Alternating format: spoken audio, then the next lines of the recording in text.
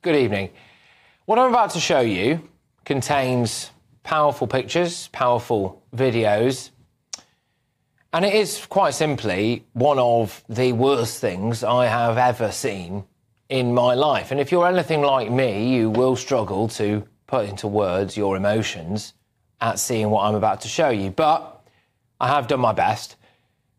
Not a single Gazan so-called refugee should ever set foot in Britain. I'd say over my dead body, but I'm convinced that if we do let these Palestinians in, then there will be a lot of dead bodies. Why? Just look at this.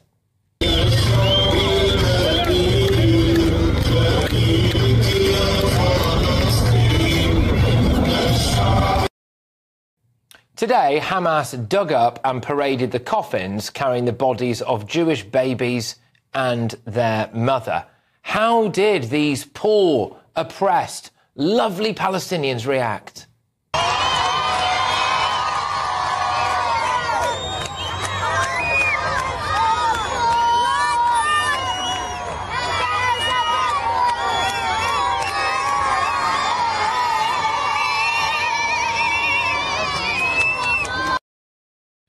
Those barbarians cheered. They celebrated the fact that Hamas murdered Jewish babies. And look at this.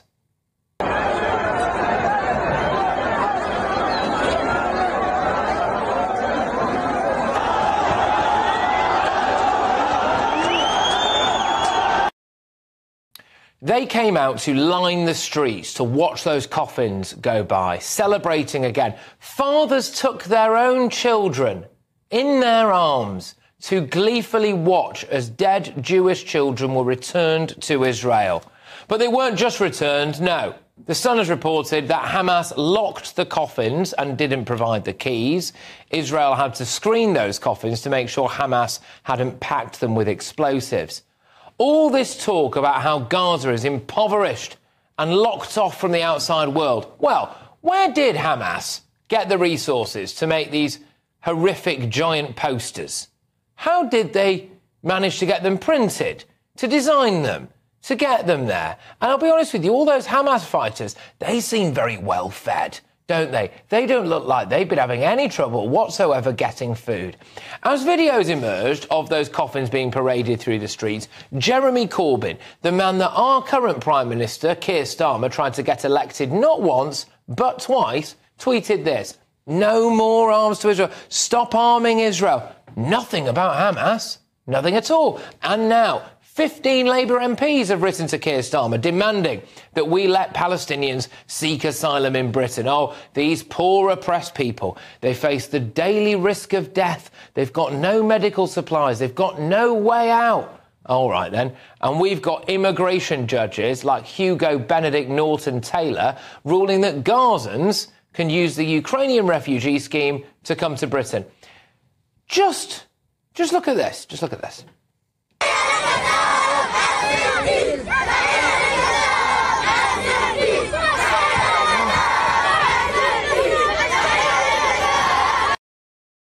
There's your refugees, are they? I'll just say it. I think the majority of people in Gaza support Hamas. I think the majority of Palestinians support Hamas. I think they support the slaughter of Jews. I think what you just saw there was the next generation of Islamist terrorists. And those Labour MPs, that immigration judge, just look at this picture here, OK? Again, just look at those pictures there, that imagery. Are these poor, desperate Palestinians? They look like Hamas supporters to me, don't they? And I want the Labour MPs and immigration judge Hugo Benedict Norton-Taylor to tell me right now which one of those monsters they will be moving in to their own homes. So thoughts on my panel this evening: former Conservative MP Anna Firth, we've got Conservative peer Lord Bailey, and ex-Labour Party advisor Matthew Lars. Look, I was deeply, deeply moved by those pictures today and those images today. I'm sure we all were. But the instant reaction for me was no Gazan refugees in Britain. What's your view? Well, I think the judge, same judge, as got it completely wrong about the age of that Sudanese asylum seeker, has got it wrong again here, because we had a scheme. It's called Homes for Ukraine.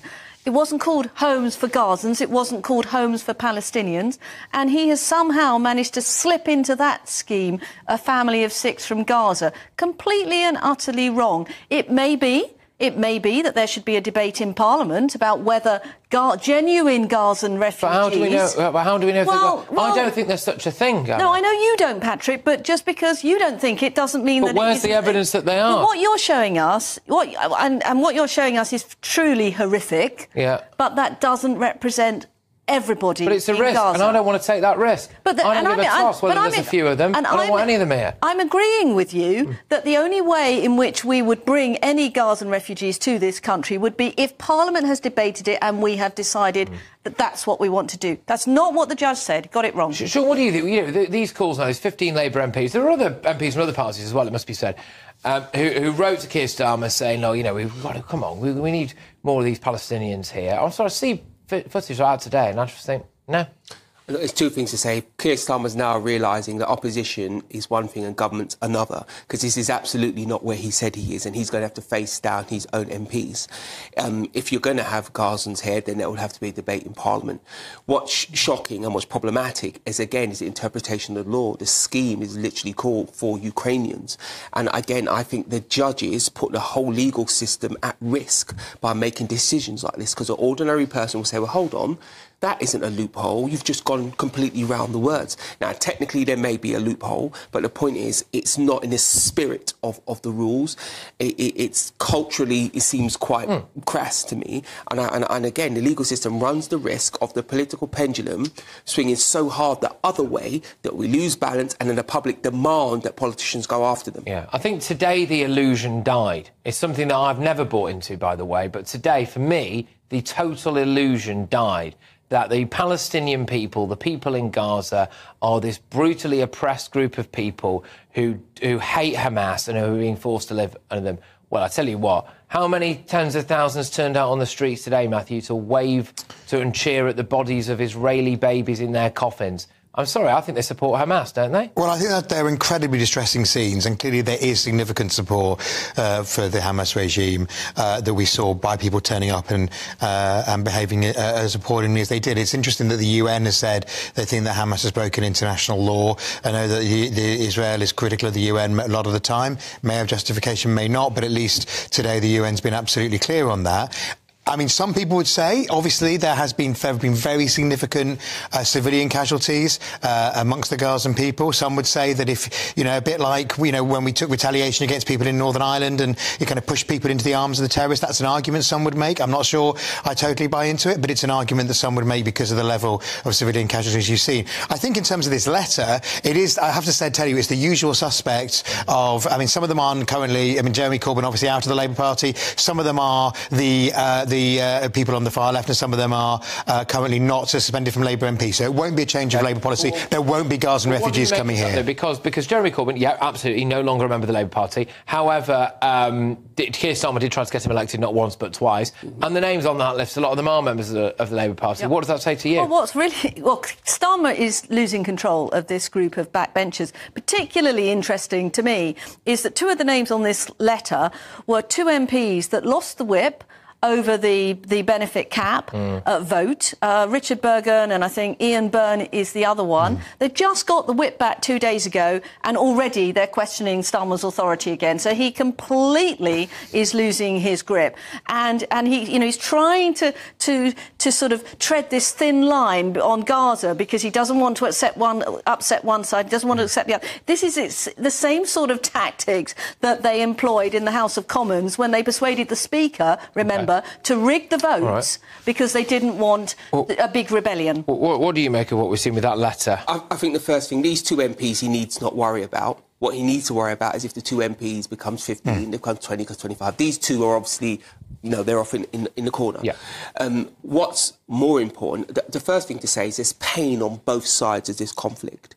And our discourse publicly has always accused Israel of something. Actually, I think the conversation needs to be much more even-handed. Okay. And those pictures you've shown that there is pain here, and it's teaching your children to hate is problematic because it doesn't. I just think as well the other aspect to it is how on earth do we expect our Jewish community, who are already massively under the cosh in this country, to feel if we start taking so-called refugees from how we look at our asylum system and we know it's broken. We talk about it all the time, don't we? Especially on the show, we know it's broken. We know that there's a problem there. We know that we're not vetting people as it is. How can we have any faith that those people that we would take conceivably from Gaza are not Hamas supporters? We don't need to take refugees if you look at the refugee system as it is, because the surrounding area, the surrounding countries are all safe places to be, so they shouldn't need to come to Europe. Look, I'm going to just break away from this now. We've had quite a lengthy discussion about all of that.